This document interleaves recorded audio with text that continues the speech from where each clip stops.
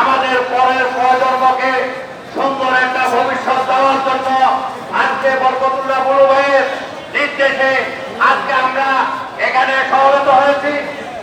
আমরা মনে করি এখানে যারা উপস্থিত হয়েছে আপনারা যদি সচ্চার হন, আপনারা যদি নিজেরা দায়িত্ববান মনে করেন, তাইলে আশা করি এই বেগমগঞ্জে কোনো মাদক চলবে না, মাদক ব্যবসায় থাকতে পারবে না, এই আশা ব্যক্ত করে আমি আমার বক্তব্য শেষ করছি।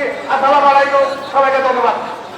এখন আপনাদের সামনে বক্তব্য রাখবেন চৌমনি পৌর স্বেচ্ছাসেবক দলের সরকারি আহ্বায়ক জনাব রাসেল সুমন। এখন আপনাদের সামনে বক্তব্য রাখবেন বেগমগঞ্জ উপজেলা স্বেচ্ছাসেবক দলের সরকারি আহ্বায়ক রাজপথের সহযোগিতা জনাব নজরুল ইসলাম।